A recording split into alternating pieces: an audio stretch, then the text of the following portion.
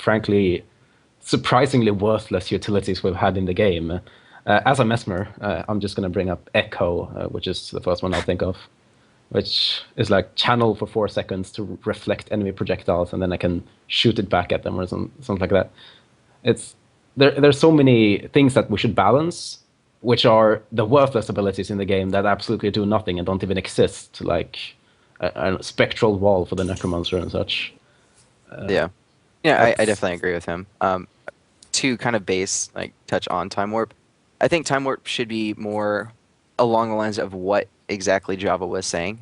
You know that Mesmer is coming mid, and you've downed someone, and you want to force them to pop their Time Warp. I think it should be more a confined area, a smaller radius. You're not using it to res someone, do DPS, and push a team in defensive. You're using it. Shoot, my friend is down here, and I got to get him up. You know what I mean? It's not, in my opinion, or it shouldn't cover the entire node. It shouldn't be able to force an entire team almost off that node, because you can counter Res Signet with a Death Shroud Fear. You can cover it with just putting pressure on that Necro. So if your Guardian does go down just because someone is spamming a super powerful auto attack type thing, then in all honesty, I think it changes way too much. And if you're running against a team that has the same comp as you, running the same strat as you, and you're going in mid, it really comes down to what team pops Time Warp first. It really does. There's too many times that teams win a team fight just because Time Warp is down before ours. So That's right, but that's only because both teams are playing for midpoint. They could be counterplaying each other, counter-comping each other.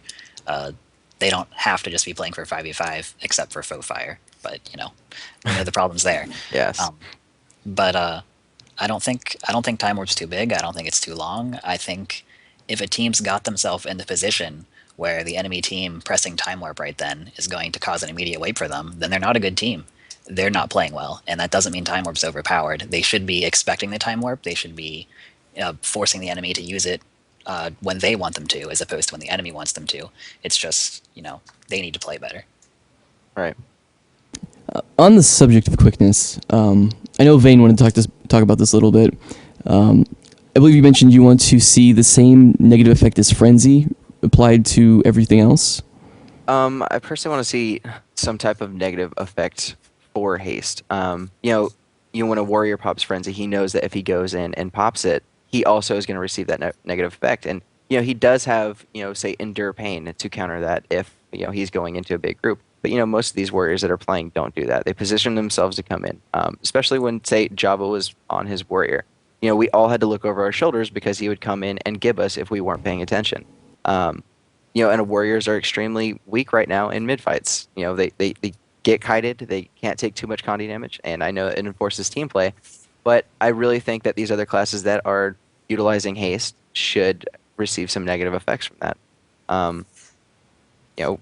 When a thief is heart seeking you and he's popping haste or pistol whip, I do believe there's not a lot of pistol whip thieves around, but there are the heart seek spamming haste users in hot joins, and I feel like they should receive that negative effect. So I don't know, it's just a personal opinion on the haste thing. I think They lose haste kind of takes away skill. and don't regen it, so it does make them pretty much just as vulnerable as a Frenzy if you understand the fact that they can't dodge you anymore. Correct, but when a thief can also shadow step away, so it's neutralizing that plus the short bow spam 3. You're not catching. He doesn't need to dodge you. Yeah, but that costs initiative. So it does cost initiative. Yeah. You're right. Then also leading into that, do you think a thief should be able to, or anyone for that matter, should be able to dodge while immobilized with utilizing a skill? That's Yes. actually one thing I think. I don't think anyone should be able to use an evade skill while they're immobilized.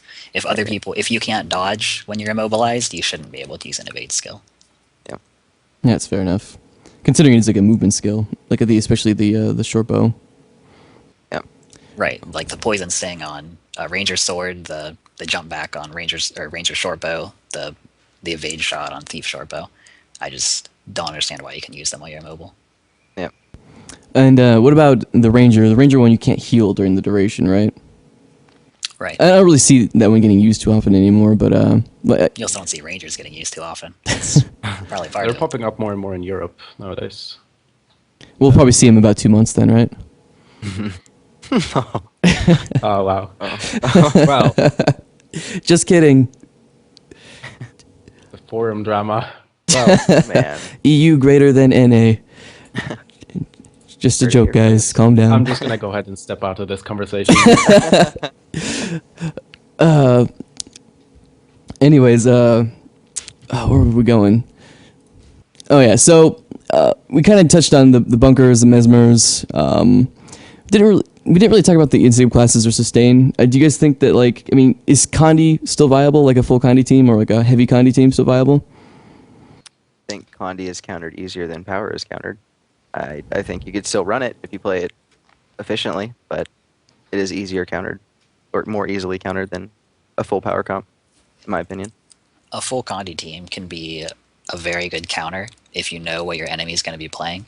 But, you know, if they are also switching between classes like you are, then, as he said, you know, a full Condi team is countering a very specific strategy. And if they don't do that, then a full Condi team is just not viable.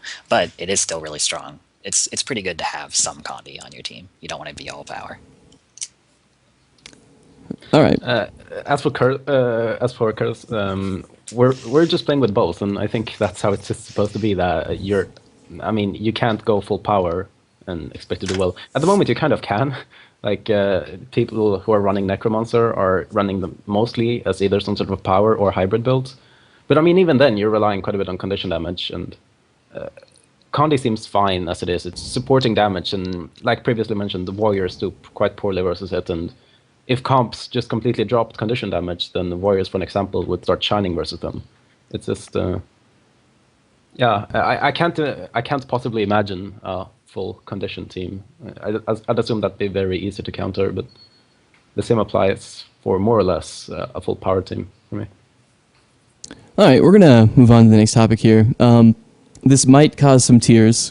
Basically, what I'm gonna do is let you guys each kind of just talk on your own for a minute about what you would do if you could implement some changes that would be effective tomorrow.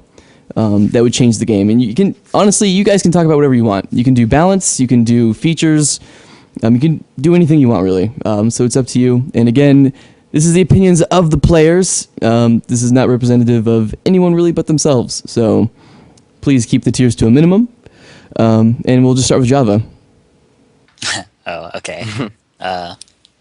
For me, that question, it's very difficult to answer because I think the whole system that we currently have set up in terms of for competitive play, for casual play, for how they're funding the PvP servers, I think all aspects of it have a lot of problems. And there's nothing that they could change just tomorrow to fix it. You know, it's all, they need new mechanics, they need a new system, they need new methods of tracking skill, you know, besides the QP ladder. Just all of it needs to go and needs to be replaced by something better. So for me to answer that question is just impossible. Sorry.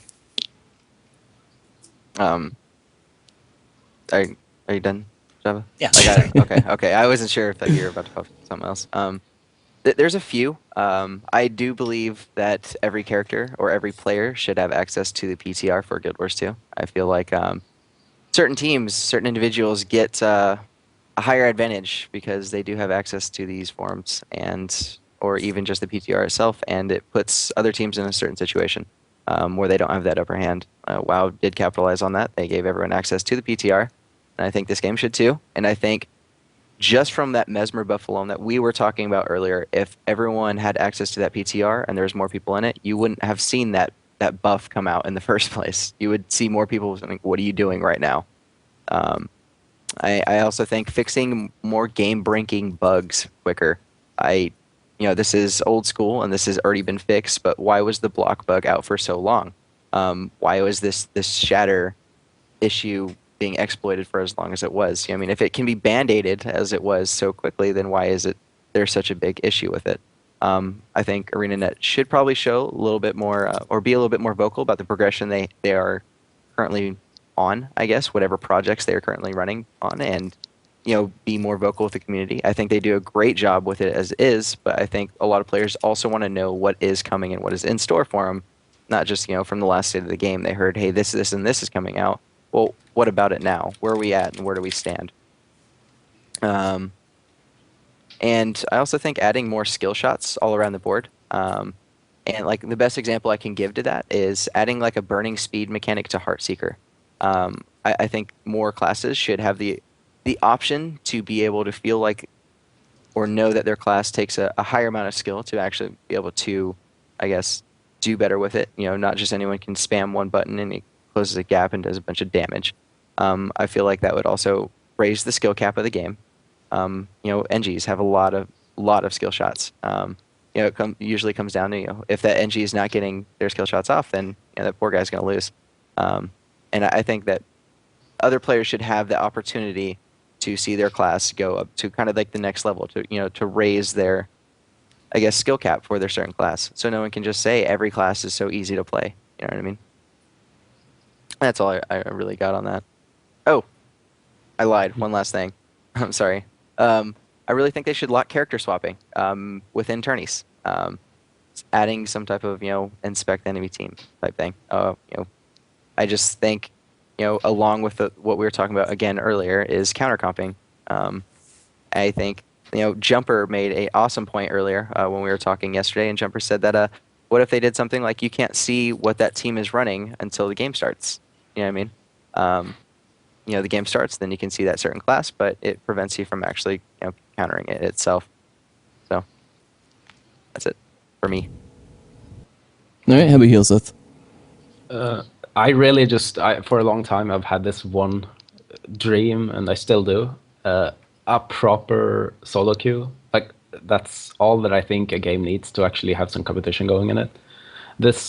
I previously touched on it, and I will more or less leave it at that. That you can't really be competitive in this game without a team, and you still can't. And I'm not quite sure if Arena's position has changed on it. But the last time on the state of the game, Jonathan Sharp said that he was the solo queue would be coupled in with the pre-made queue, and the ratings would still pull together, and you'd still pull together as a solo player versus a team. And I really think this is super detrimental to the game. It shouldn't be this difficult to just be alone or have one friend and want to be competitive in a game. Take League of Legends, for example. It has so many players. Like, I don't even know the numbers, but I know that it's a lot that are playing solo queue. Like right now, even at any hour, there will be a ton of players playing solo queue in ranked and being terrible and calling their team ELO hell. But but it'll exist because people will be able to play and they'll be able to aim for being a good player. Right now, there's absolutely no way for anyone to call themselves a good player except for QP, where they don't have a team for it. And to have a team, you need a schedule. You need personalities that don't conflict with each other. You need the same goal, and you need so many things just to get to play this game. Well, if you could just, instead of this hot join nonsense, instead of the free tournament nonsense, instead of all this nonsense, if you could just, like at the moment, if I could solo queue, I would be right now in a solo queue and practicing. I'd try to get high rating, I'd try to get better at the game, and I'd try to try hard. Instead, I'm just sitting around at the state of the game and complaining about the lack of one such feature. Well, it's very true. Solo queue is obviously paramount in getting this game where it needs to be. This game has a lot of potential. It has so much potential, more potential than any game I've ever played before, at least MMO-wise. Just the features aren't here. The combat is amazing. It's just the support and the infrastructure for the game isn't in place. And solo queue is obviously direly needed. Yeah. I mean, without it feeling like we've been bashing on ArenaNet too hard, like this game is probably the most balanced at release that I've ever seen any other MMO come out with. Like it's super close to the class philosophies, and I'm super stoked about it. Like if it's this close, you know, you look at WoW that took like what 2 years to become, you know, as notable as it is. You look at LOL, it took like a year and a half, and we are right now at what, like 3-4 months into the game, and it's progressed this much. It is this balanced. You know, there is certain things they do need to add, and you know, Jonathan Sharp actually brought that up in his last state of the game. You know, it's kind of like a next level beta. You know, I mean, we players are now pushing it to the next level. We are telling them what they want, and they're going to try to give us what we want, but we also got to be patient, take our time. Right, but speaking to that, I mean, they spent 5 years developing the game, and then what they gave us on release is this system that, in my opinion, is, you know, they shouldn't have even started designing the system, if they'd thought about how it would play out, as I said, with how the free tournament and paid tournament structure, you can't have elo in that. It won't be balanced, because you get 3 wins compared to 1 loss just for one tournament. It just doesn't make sense, and it wouldn't work properly.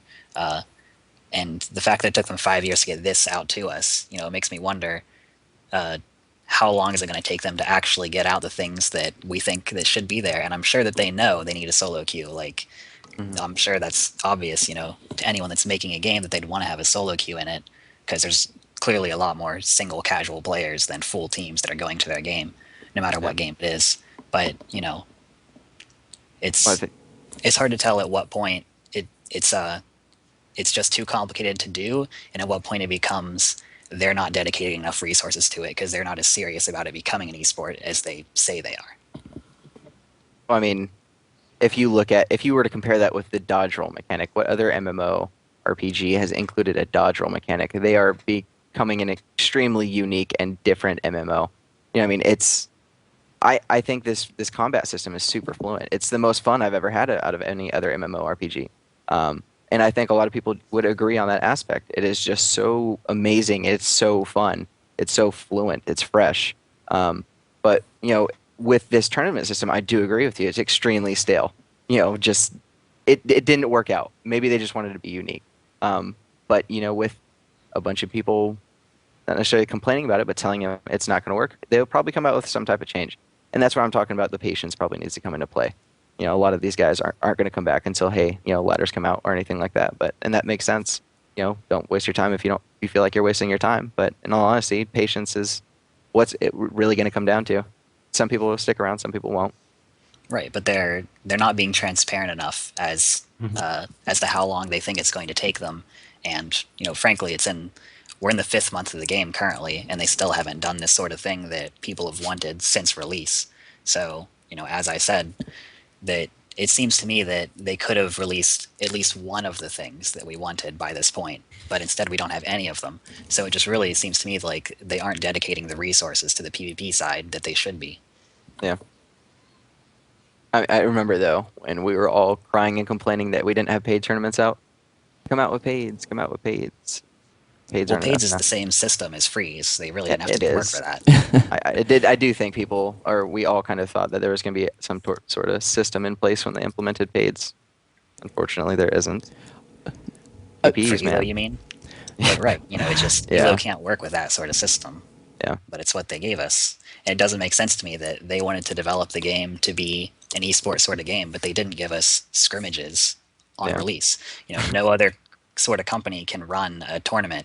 No other, little organization, as I said earlier. I'm sure Guild Wars 2 Guru would have a ladder of some kind if there were private servers in, which there should have been on release. So, right. Yeah, I pretty much agree completely with you guys. It has a long way to go. I played pretty hardcore up until about 2 months ago, and honestly, I've become a little bit jaded. There is hope for this game, and it's just the features just need to be implemented. The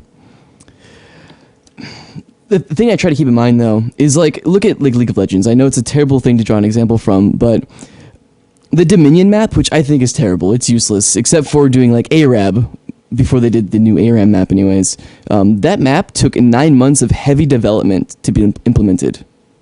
9 months of heavy development at a very successful company, I'm assuming with a much larger developer base than what ArenaNet's working with right now. And again, it took him 9 months to get that put in. So I think, one part of me is why isn't this feature in yet? But the other part of me, the realistic part's well, obviously it does take time. I have huge hopes for the February patch. I think a lot of people are feeling the same way. It's kind of make or break, to be honest, and I really think Arena needs to pull through on this one. A lot of people say these games, they any game that wants to be an esport, it doesn't get popular until the year afterwards, which is fine, but I think it follows a different pattern for MMOs. The thing is, MMOs have a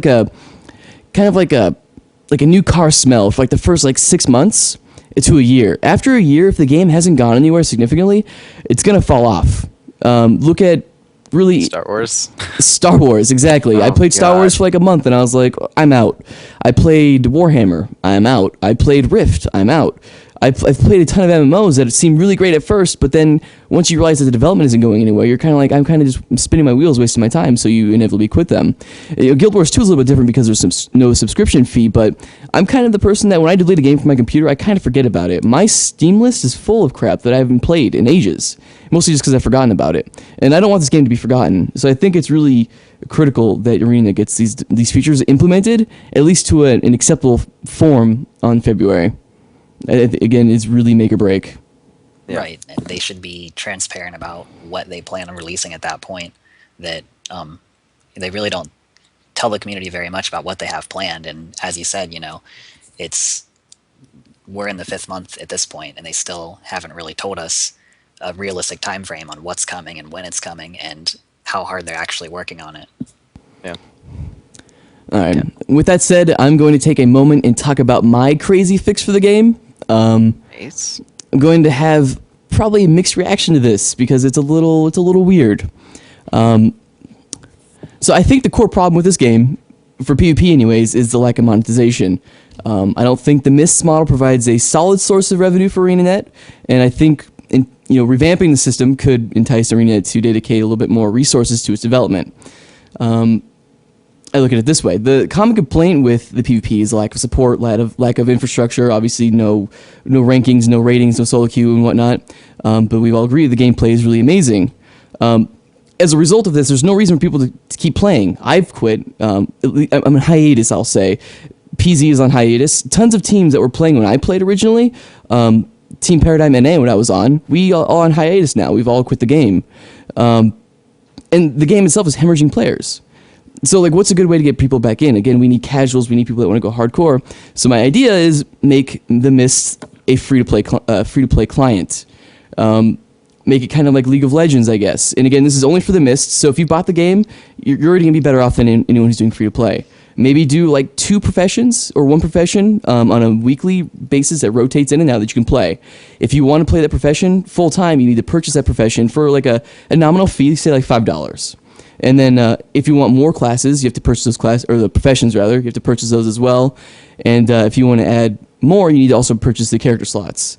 Hopefully this would kind of average out. If you get everything maybe around $40, I don't know the exact prices, but that way it's still cheaper than buying the full game because you're not getting the PvE portion, but it's still doable. I think having a free-to-play game brings in a large crowd right off the bat, because people don't like commitment. I've played a ton of free-to-play games just because I'm bored one day, and I'm like, all right, I got nothing to do today, let's go see what's out there, and I play Invictus for a couple hours, and I'm like, okay, that game was terrible, and I delete it.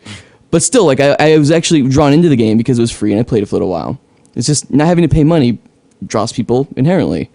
Obviously, if you buy the game, you'll still get your 5 free character slots, so you're already making up better there, and you have all of your classes unlocked as well. So if you buy the full retail box, you're already at a advantage.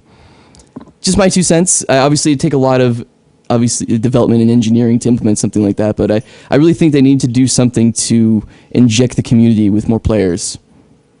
Right. So what you've said is obviously a very good idea that I'm sure would take ArenaNet a really long time for it to come to fruition if they chose to do that.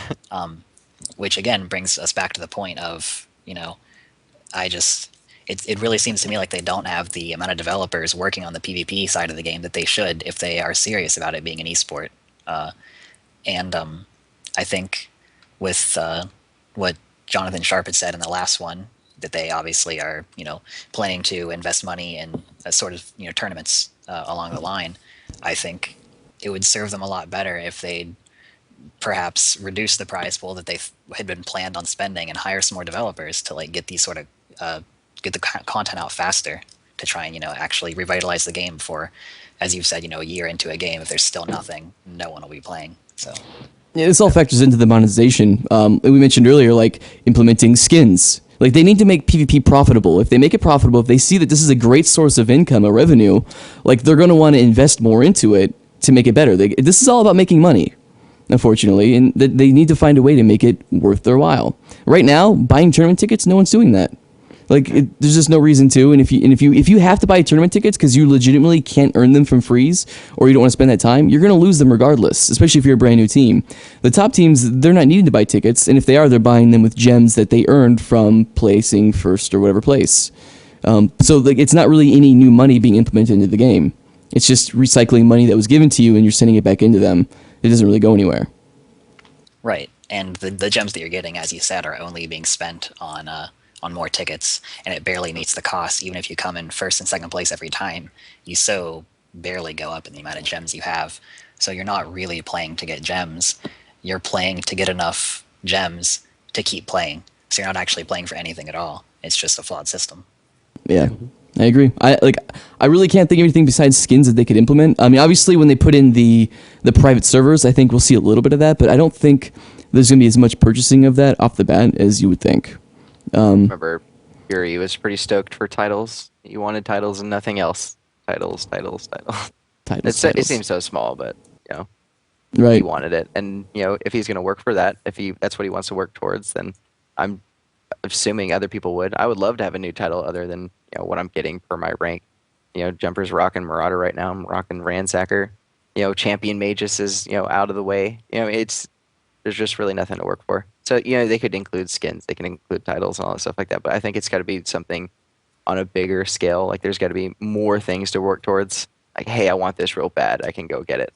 What about like glory boosters? Would people buy those? You think? Oh, What if they applied towards rank?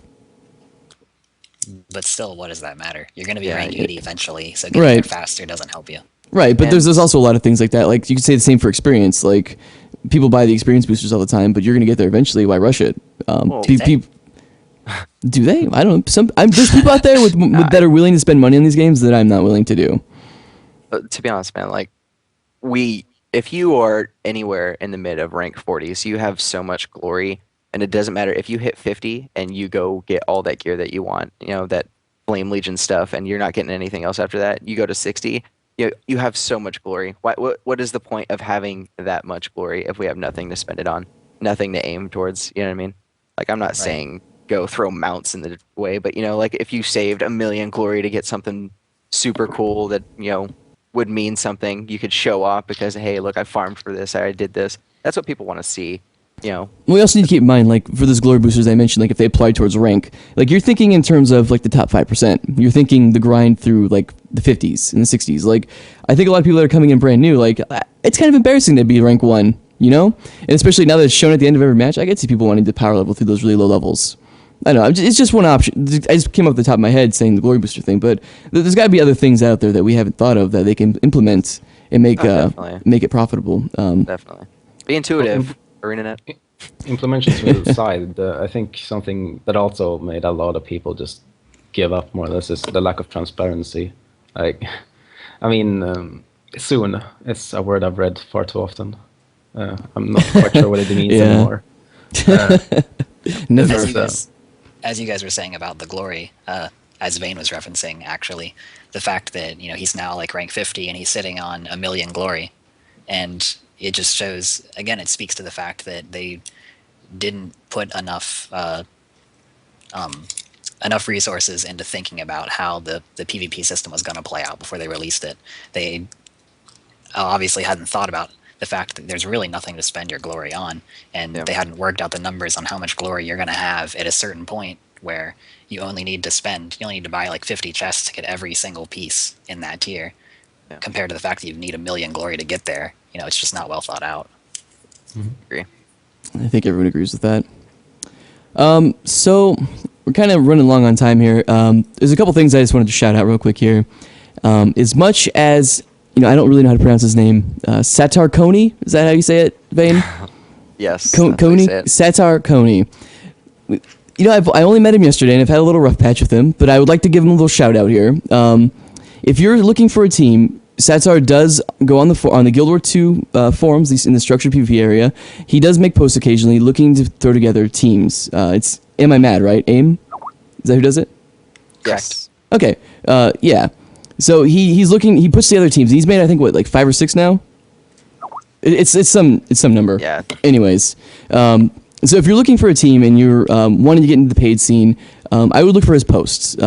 he's really the only person I see that's throwing teams together like this, and so I just thought I'd give him a little shout out.